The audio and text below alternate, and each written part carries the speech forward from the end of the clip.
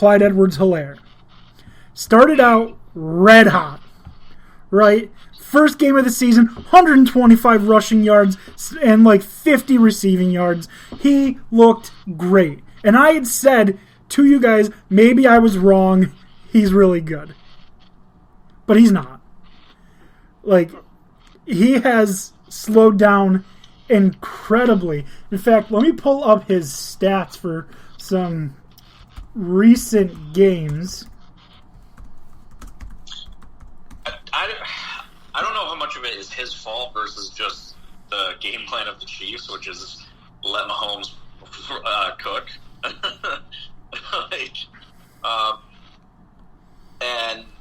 I think he's got to work hard on his pass blocking, which is probably why he's not getting a bigger snap percentage.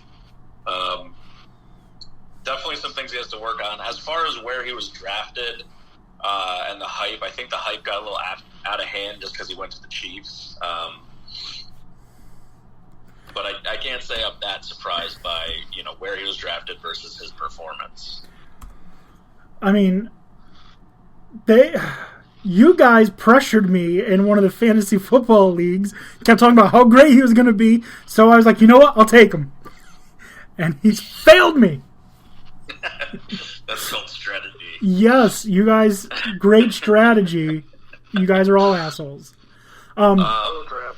But yeah, Clyde Edwards-Helaire, his NFL stats, like I said, game one looked really good. Come on, where are the stats? All right, here we go. Game one against the Texans, he had like 138 rushing yards. Week two against the Chargers, 38 yards. 64, 64, 40. And then they play the Bills, and somehow he's got 161 yards against the Bills. But then we go back to 46, 21, 14, 69, 37, 32. Like, that's combined rushing and receiving, I believe. No, it's just rushing. So... But he's not getting many targets.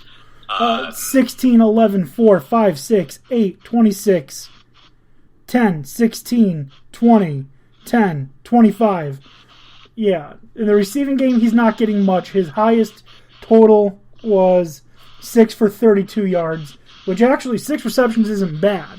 But 32 yards on 6 receptions for, that's what, a 5.66 yard average or something like that? Yeah. Oh, it's 5.3. My bad. It's actually in the column right next to where I was looking. But still, my expectations for what he was going to do after all of the hype I'd been hearing, it's not good where he's at. I expect a lot more. I expect, the first round draft pick who's immediately a starter to be used more effectively and more efficiently. I don't know why. Because he's had good games. He had 161 yards against Buffalo, 138 against the Texans. 69 yards isn't horrible against the Raiders, So he's capable. It's just, it's not happening consistently. So maybe you're right. Maybe my disappointment shouldn't be in his play, but it is definitely... He is one of my biggest disappointments.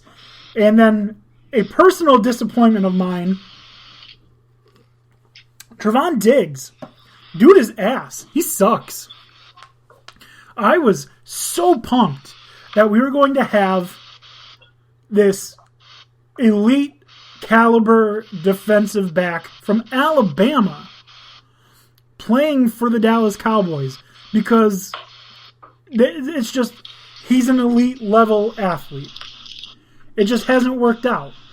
Another player that I wish we heard more, and I don't necessarily haven't been following him very well. Patrick Queen. Yeah. I mean, I wish he was making more of a splash because I loved him coming out of the draft. Give me 1 second, pulling up his stats. All right, Patrick Queen stats, ESPN. All right, so 92 tackles as a linebacker, 2 sacks, 2 forced fumbles, 1 interception. So those are actually really good stats. 92 tackles for a rookie is not bad. Let's see. Yeah, it's a pretty good stat line. Yeah. So why is he not being mentioned more? So I guess I'm not disappointed with him. I guess I'm disappointed with the media for not reporting on him. Sleeping on him. Yeah. Yeah, just speaking from experience, Bama cornerbacks defensive backs cannot pan out sometimes. A player that I thought I'd be mentioning in this segment if we had done it, 3 weeks ago, probably would have been Jonathan Taylor, but recently he's really turned it up, and I'm wondering if he's turned the page as far as being a rookie and the game slowing down. Because 3 weeks ago, I would have said, he looks slow. He looks like he doesn't get it. He's not impressive when the ball's in his hands. And then the past 3 weeks, it's just been a completely different story. So if that continues, then kudos to him for figuring it out, and he's going to have a great rest of his rookie season. I mean, I really think he came into the season expecting to be second or third string. First game of the season, Marlon Mack goes down for the season. And so then he was named the starter. I don't think he was mentally prepared. I don't think he was ready to be the starter. I think he's still expecting Nyheim Hines to be the starter when Marlon Mack went down.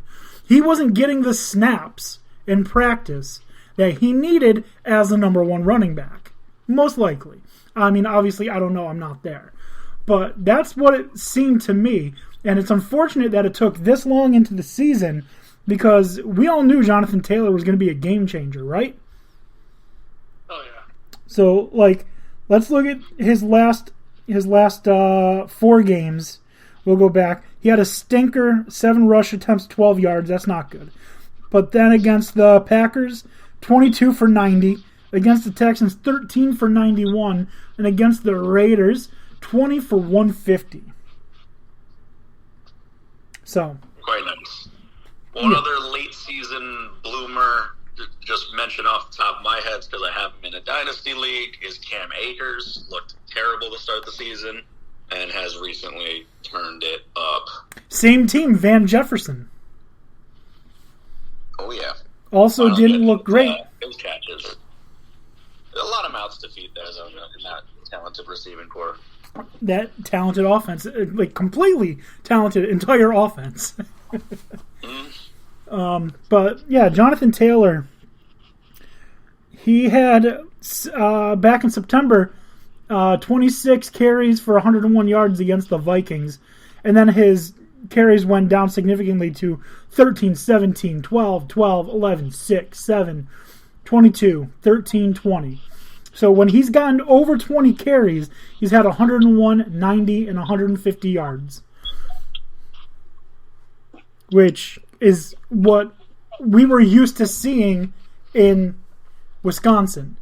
Get him volume, he gets volume numbers. So any other rookies that really impressed or, you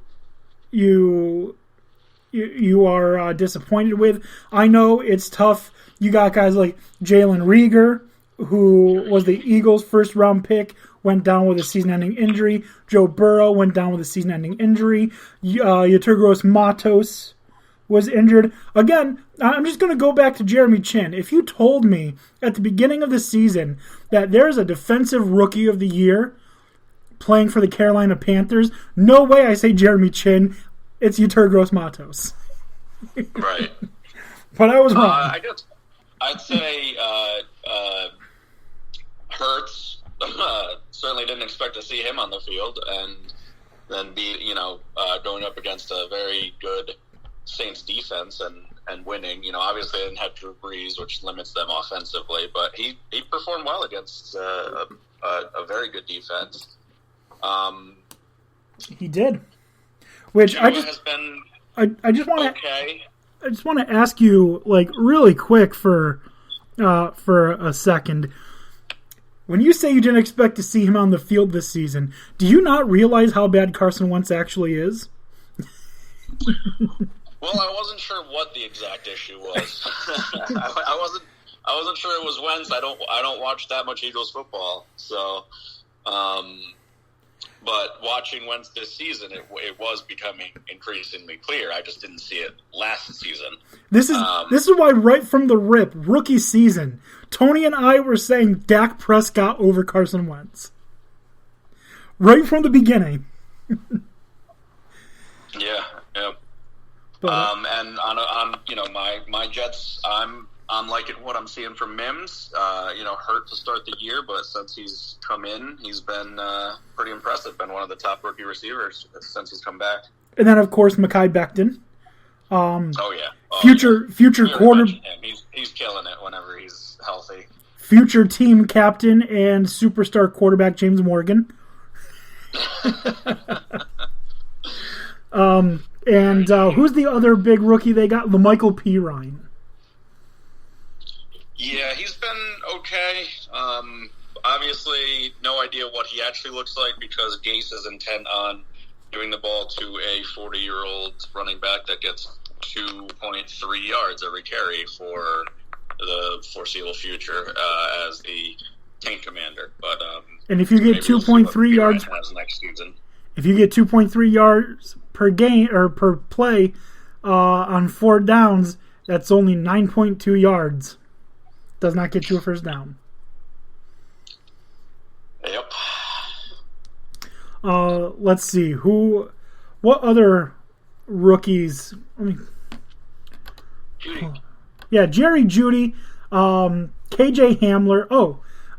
So I'm gonna look at a.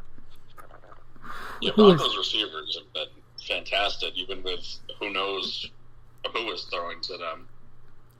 Chase Young, have we mentioned him? Because if not, that's a travesty because he's been... I mean, it's hard for him to exceed expectations when the expectations were already sky high, but wow, does he look very impressive. And I'd be very worried as a fan of a division rival of his because he's going to be terrorizing quarterbacks for a long time. That entire Washington football team defense is insane. Scary. So this defensive line / linebackers, because some of them play hybrids, you've got Montez Sweat, who I think is the best player on the team. The entire team. Montez Sweat is the guy, in my opinion. Chase Young, Daron Payne, Ryan Kerrigan. This team is out to hurt you. Sweat's not a rookie, right? No, he's not a rookie. But I thought he was like third, fourth-year guy. But the Redskins running back, the most impressive right now, and then Young is the guy of the future. Another rookie that Washington has that's been Gibson. pretty good is Antonio Gibson. Yeah, he's been good. Yeah, very good. Let's go through. This is just a quick Google search. ProFootballNetwork.com. Week 12 ratings of rookies. They start number 1, Tristan Wirfs. Okay, disagree. After we go through this list, he's been pretty good. I wouldn't call him number 1, but he's been pretty good. Really, a lot of the offensive linemen have been very good. The rookies, Wirfs, Becton, Andrew Thomas, and Jedrick Wills. Wills, yeah. Even some of the late ones, like the Patriots O-lineman has been pretty good. The Dolphins got an O-lineman that's a rookie that's been pretty good. It's quite upsetting to me as they're in my division, but I gotta give credit where it's due. Yep. Actually, you know what? Let's hold off on this for a second. We'll take a quick break for a minute, and then we'll come back and go through this. Okay? Sure. All right. So you were listening to Dan D'Antoni Sports. We will be right back.